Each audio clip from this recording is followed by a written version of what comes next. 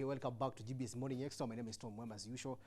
We are continuing the discussion here with my guest, Ken Chesa, a lawyer and a teacher of law. Is this a teacher of law or a lecturer? Teacher of law. Okay. You prefer that one? Yes. Julius Mwigai, political analyst. Asanteni sana. Thank you. And now we focus on the weekend politics, as we talked about. Now, we had the issue of DPP writing to the JSC, seeking to outstar the DCJ. What do you think of this? Because DPP has been hunting DCJ for a while now, and it seems like he has made another application. What do you make of this guy? DPP, as the name the abbreviation stands, Director of Public Prosecution. It's his work to go for those people who are either using public property illegally, or they are not working according to the ethics and codes of the office. But before then, Mwilu was there in court, and the 5-judge bench said that the DCI didn't have framework as to vindicate Mwilu. But there's these 49 accusations to vindicate Mwilu, and if they have basis, then I don't see the reason as why Mwilu should not step aside and allow for further investigation, or else the president will form a tribunal and investigate the matter to the roots and see whether the allegations are true to say or not. And if they are true to say, then we need to have somebody who sits on that seat as a judge or a deputy vice person who is clean. Okay. So we need to give the president to request the president to form a tribunal and investigate the matter. But also some would say that those are just minor issues that he's being followed for. They can be minor issues, but when you talk about millions and millions of money, nothing is minor when it comes to matters concerning money and the bank. Okay. So they need to come clean and talk these issues out. Because I don't think all the 49 accusations DPP is saying are just but a shade of grey. Okay. Wakili? My take from where I stand is this. Mwilu is a victim of ethnic vilification, a victim of state hatred, and a victim of state vilification. Why am I saying so? I'm saying so because the Director of Public Prosecutions, Nurdin Haji, he is a hired mercenary by the state to revenge against what the president in broad daylight called revisit. President Kenyatta promised that he will revisit the judiciary after the 4-judge bench, the majority on the Supreme Court, nullified his election by declaring that President Kenyatta had been declared president in a manner which was irregular and unconstitutional. And Mwilu is thought to have been the force behind this particular decision. Mwilu is thought to have influenced the outcome of the presidential petition. The government believes, falsely in my opinion, because the decision was by the majority of 4 against 2, that Mwilu's decision was actually a political decision to influence the rest. My good friend here has said that the DPP has the mandate to take Mwilu before JSC. That is not the work of the DPP. When you look at Article 157, 158 of our Constitution, the DPP has his mandate clearly cut. The DPP is in charge of the country's prosecution, criminal prosecution system. He cannot be reduced to a busybody to flout what I will term as rumors before an independent commission to vilify a deputy chief justice. If Haji had evidence he alleges to have, he would have put up a good case in court, which he never did. We have more tainted judges on the Supreme Court. Njoki Ndung'u, for example, has been facing a number of tribulations here and there, including staging a strike on the Supreme Court. The DPP has not been in a hurry to prosecute Njoki Ndung'u. And therefore, Mwilu's tribulations are related to Maraga's succession. Okay. In my opinion, an ethnic community is more interested in the seat of the Chief Justice to the extent that if they were to leave Mwilu, then she appears to be a front runner. And this is why all these things are coming up. I want to give you 2 examples. Mwilu is being accused of taking a loan without an interest from bank. This is a Mwilu-bank relationship. The state is not involved. Why should they punish Mwilu for having been given a loan at a lower interest in a bank? And the bank has not complained. Since when did the DPP become a public debt collector? Mwilu is being accused of not paying taxes for the properties that she purchased. In law, if you are my client and you are purchasing property, you give me money to pay tax. I'm your lawyer. I'll pay tax on your behalf. Once you prove that you have given me money to pay tax, what we call the stamp duty tax, then it is none of your business as a client to know whether I paid this money or never paid, provided I bring to you documents. If these documents are proved to have been a forgery, then it is the lawyer who ought to be in trouble, not the client. The general assumption is that the client does not understand the legal procedures related to conveyancing. And therefore, if you scrutinize the allegations that Haji is bringing against Mwilu, you will get nothing of substance other than witch hunt and the executive hand in it. And some will argue, if it's a matter of revisiting the judiciary, then why Mwilu? I've told you, there's this perception that Mwilu was the person who influenced the decision, the Supreme Court decision. So and judiciary has been revisited. The deputy DCJ is more influential than the CJ itself. That is the perception that the Jubilee government has believed and has held. But the presidency has revisited the judiciary in several ways. Remember, they first began by reducing the judiciary budget, almost crippling the judiciary functions. Then they began by also harassing other judges, not Mwilu alone. People like Chacha Mwita are being harassed and being linked to non-existent crimes like helping the Akashas when there is no evidence. So the judiciary is under attack from the executive. Professor Tom Ojenda, who is known to be objective and liberal, has been thrown out of JSC, partly through state machinations, and Amashari and Jeru brought in. So the executive is actually revisiting the judiciary. It's only that Mwilu is at that higher position, and it is clear to everyone to know that Mwilu is a target. Otherwise, other small people have been revisited. Esther Nyaiyaki, the registrar of the Supreme Court, is now being accused of having falsified the report that was relied on in nullifying Kenyatta's election. And she's now being exposed to EACC for investigation. This is partly because of revisiting. And the Chief Justice has come out clearly and told EACC and DPP that to investigate Esther, you need a court order. In this country, we have what we call the separation of powers. The DPP is not above the law. We have the manner in which a judge must be disciplined if there are rumors to suspect that this judge has committed a crime. I support what DPP has done to bring this particular petition to JSC.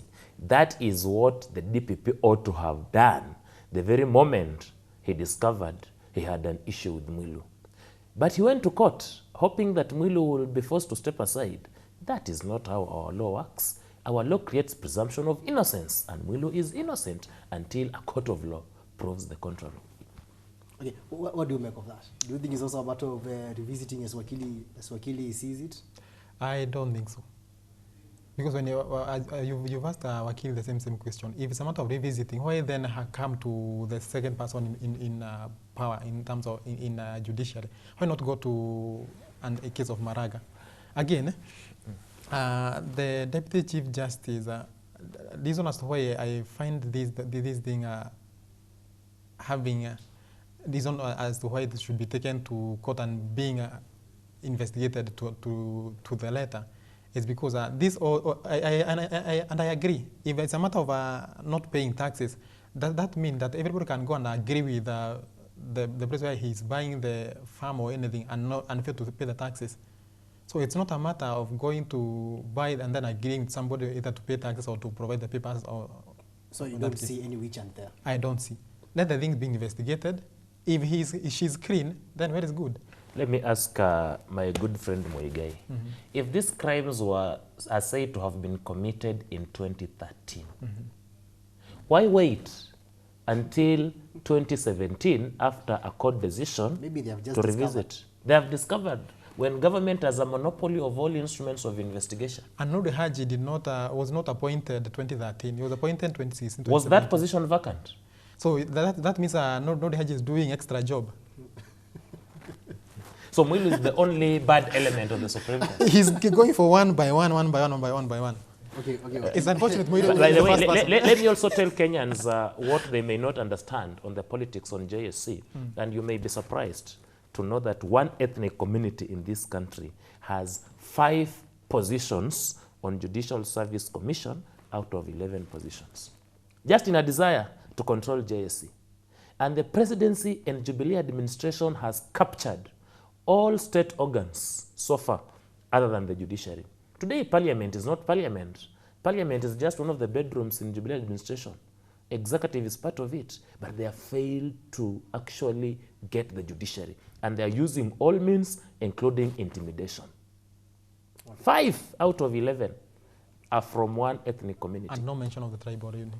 No mention of the tribe, because... Let's don't mention it. But, okay, now let's now talk about the executive. You are saying the executive is fighting judiciary, but now there's also wars in between the executive, as you see, also from the assassination claim of the DP, and now it seems like the cabinet is somehow divided because they have to meet, and the DP, the source said, the victim of the assassination claim, also sits in the cabinet. And now, I'm imagining of a scenario. How is the cabinet going to meet? Yet part of the cabinet is accused by one of the members, like as the ones plotting to eliminate him. What do you make of that, Muigai? I say that was one of the campaign tool to sell somebody to become more famous and popular. But again, the thing to do with the assassination claim, it dates back even the time of Raila Odinga. So I don't see any big issue there. They will meet. They will even shake hands and laugh. And if something which was piloted by somebody, then it will just not be of any issue during the meeting. You think that? I think so. Will you see it in the same meeting with someone who will claim is plotting to kill you and then be comfortable? Okay, they'll be having some some love will be lost between those people who claim that they want to kill the other now guy. the problem is it's only a section of a cabinet from a certain ethnic group. Don't you think that's also raises eyebrows? It raises, yes, but you remember even during the 2017 elections, the case Munya was not of the side of William Ruto. So I don't think that this thing will bring anything in the cabinet meetings or such to say those things. Okay. They will sit there no more way they normally sit. Munya will sit at his seat. Ruto will sit besides Kenyatta, and everything will go on well. Okay. Not that they had 100% that closeness. I don't think so. Okay, Wakili, do you think that's what Muigai is talking about is really possible? What Muigai is talking about is far-fetched, is imaginary. It's not possible, it cannot work. First, I want to make a general comment that in this country, we don't take assassination claims lightly. Remember when J.M. Kariuki disappeared on or about 1st of March 1975, the executive arm of government led by Mzee Kenyatta at that time misled President Moi into reporting to Parliament that JM was in Zambia when JM's decomposing body was in Ngong Forest. Therefore, any talk of assassination, William Ruto is not an ordinary man like me and you. When he claims that he is about to be assassinated, he is endangering the institution and the office of the deputy president. And if this particular claim is based on falsehood and political strategies, then it is shallow, it is hollow, it is diversionary, to say the least. It is going to create bad blood and it can even incite ethnic animosity and war in this country. Because why should you group 3 cabinet secretaries from a certain ethnic community and claim that they want to assassinate you. Therefore, in cabinet already we have tension. And if President Kenyatta were a conscientious man, which I believe he is, the best is to dissolve cabinet and appoint a new cabinet that can read from the same script. What William Ruto is telling us is that, look, these 3 are my enemies. Even if we were to sit on the same table, they are capable of poisoning me. Because assassination does not necessarily mean dying by the bullet. It also means dying by poisoning, or even placing a poisonous substance on the table where William will sit and have him die. And therefore, these 3, William Ruto is saying, these 3 and my life are incompatible. If all is well, we'll not even meet under one roof. And therefore, I disagree with Muigai, and I agree with those Kenyans who believe that this particular talk of assassination has divided the cabinet right in between the middle, and a cabinet cannot meet without tension, without emotions running high, without people suspecting each other. Cabinet cannot be functional if one section of cabinet is thought to be plotting to kill a deputy president of a republic. Okay, and since we don't believe that the assassination claim will change anything, so those who are calling for president to maybe reshuffle the cabinet should also come down and maybe believe that the cabinet is going to work as usual. When you talk about reshuffling, this thing again will bring again division and rift in the Jubilee ruling party, because when you talk when you do a reshuffle, then that means that you either do away with those people who either support Ruto, because there are those people, and they can be seen. There are those people who are in the cabinet, they want this thing to be investigated. And there are those people even in the parliament, they want this thing to be investigated. And they are telling President Kenyatta to form a certain group to discuss this issue. Okay. And if the letter was just but a fake letter sent, then I don't see the reason as to why we should be worried. You know, we are worried because the claim comes from the highest second in command. Of course. So you should also be worried, because even if it were me, you should be worried. Then we should wait for him to come to the limelight and talk about it. Who? William Ruto. He has come.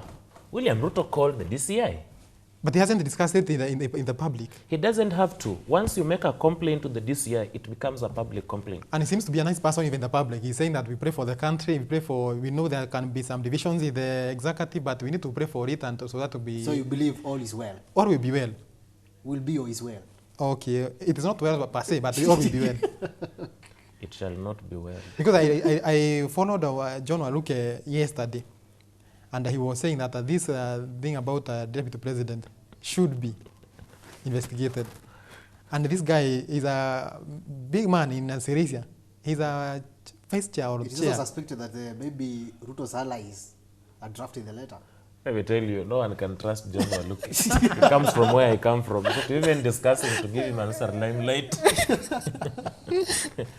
that letter, what is coming out from sources known to the public, is that it was choreographed by allies of the deputy president to seek some political sympathy. And they are doing it through the wrong means and forums. You don't endanger the life of a deputy president just because of political expediency. What will happen is this, my friends, is that someone can easily take advantage. William Ruto has enemies beyond political circles, and so are many of us. Someone may take advantage of this talk and do something bad to the deputy president, which shall be regrettable. It's therefore not advisable that people can make a joke out of anyone's life, and more so the life of a deputy president. Let the DCI do investigations. If it is discovered that this letter originated from a particular source, let those people be prosecuted. Okay, let's now talk about the ODM party. They met on Saturday in Nakuru, and they unleashed their plans to revive the party, part of it being to conduct fair nominations from the ground, delegates, and it seems like they are moving away from their way of doing things, that is, and picking candidates, and now they want to be more democratic. And also, they also replaced the chairman, that is the Turkana governor, Josephat Nanok, with an MP Olaima. Is it Olaima? Romerukai. Romerukai, yeah. Also replaced him. Do you think this Marshall Plan might maybe revive the ODM party, which has been seen as a one-man show party? ODM is a big party in Kenya. It is, in fact, it's one of the largest party in Kenya. But the issue always comes during the nominations and election of the officials of the party. Because it's always said that the Secretariat and the National Executive Board of the ODM, they always have their people on board. So when it's just like a formality. You go to an election, but you know the person who will be sitting on that seat at the end. So some people in ODM want, in the committee that will be formed, to Judith Parano to be out of that team, or Doro Gwenyi, because he's one of the secretariat, to be out of the team, and they can leave John Okello. But for ODM to be strong again, of which I know it will be strong, they need now to have clean nominations and have clean elections. Okay. Not to have these black men, because they always choreograph things. They come and disrupt, they bring chaotic things, and then they end up having a list of those people who are elected, of which it was not the case. But nomination has been a headache even for Kenyan political parties. But almost all of them have been facing the same challenges. I agree with that, but the ODM, being the party which has survived, it's not like a Jubilee or any other party, because Jubilee is amalgamation, as Wakili said. But ODM being a party, so many people would want this party to show others direction. Okay. Yeah. Okay, Wakili, is ODM the right track? And again, removing of Josephat Nanok, I think it's out of malice, because Nanok has not been on a same page with the party, so to say. Yeah, but as Wakili said earlier, Nanok has finished his 2 terms. I know, I agree. So maybe ODM are saying that maybe Nanok is not fighting enough because he might not be interested in any other political seat. So when you talk about finishing the 2 terms, why then is it Njoho being a stiff person in the same party? Okay, Joe has declared he wants to be the president, so maybe. And two, okay. let us answer Muigai by saying this. The law is clear. The law on political parties is clear. Once you begin advancing the interests of and or associating with any political party, or going contrary to the expectations of your political party, you cease to be a member of that political party. So in my opinion, Nanok ceased to be a member of ODM party. And ODM is very lenient that it has not kicked him out of the party. It has only kicked him out of the position of the vice chair. Okay. Nanok has been openly advancing the interests of Jubilee. And therefore, by Political Parties Act and the Constitution, Nanok ought to be disciplined. And part of the discipline is stripping him of the political party position, which ODM has done. So this one was long overdue.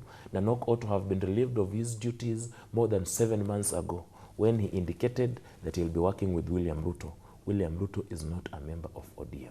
Okay. Two, ODM is on the right track in this manner, that it is revamping itself ahead of the 2022 elections. And that is what every party desires to do. And ODM is addressing crucial matters that have bedeviled it in the past. If there is anything that has let ODM down, is the issue of nominations. The issue of party officials selling nominations to unpopular candidates. And this has led ODM to lose serious party positions in its own stronghold, in Kisii, in Western, when positions or when certificates are awarded to people who are not popular. But this problem is not specific to ODM. It is specific to political parties in Kenya. Political parties in Kenya, by their own design, are corrupt, unreliable, and cannot be trusted to run a free and fair nomination process. Okay. Yes. So you still think the nomination should not be that fair? The nominations can never be fair unless it is conducted by IEBC. Maybe they will entrust IEBC to do the nominations. The IEBC has always shied off because of the party interests. Parties are vested interests. Okay. Even here in Thika, You know, the Jubilee lost, and who knew that Jubilee could lose in Thika town? Just because they insisted that a particular candidate becomes the party's candidate. In Luo Nyanza, Kisumu Town West, where our good friend Olago Olwoch comes from. Olago Olwoch is on Ford, Kenya, yet that is an ODM stronghold. So they have a reason to worry. They have a reason to worry. Okay, Mugai, as we wind up, because we are running out of time, and Wakili as a class to attend. Yes. Of course, so we also need to save your time. And now, let's talk about the university crisis that is going on. I'll give you like 30 seconds just to wind up on this issue. There was the issue of questionable degrees, and of course the 118 PhDs that were awarded at JKUAT. What do you make of that? Talk about the 118.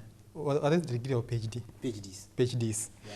And it is said that there were only 3 supervisors. So to say. Okay. So the question will be, how can one supervisor supervise? Because when you do the division by 3, you see that roughly 40 or close to 40 students being supervised by only one supervisor. Okay. I think it's something that you cannot even fathom in your mind. Okay. Because I think I'm a student at University of Nairobi, and I know even my supervisor only supervises 4, and it is hectic even to read the thesis. Okay. Yeah. Okay, we have a lecturer here. Maybe you can tell us how hectic is that.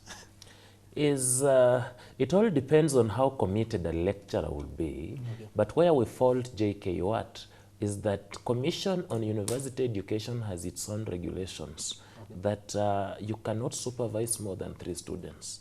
And if you supervise more than 3 students, the assumption is you are not giving them service for their intellectual thirst. Okay. Yeah. Okay. Thank you so much, gentlemen. Thank you so much, Kennedy Chesa, lawyer and teacher of law. And Julius Muigai, political analyst. Asante sana kwa kuja. It has been awesome having you guys. Thank you. Thank you so much for keeping it GBS and GBS Morning Extra. I want to read one comment because of time. I have Joel watching from Lolongo. Helen, thank you so much for keeping it GBS. And now we need to take a quick commercial break. We'll be back with sports news. That's Sports Extra with my friend Kevin Nyariki.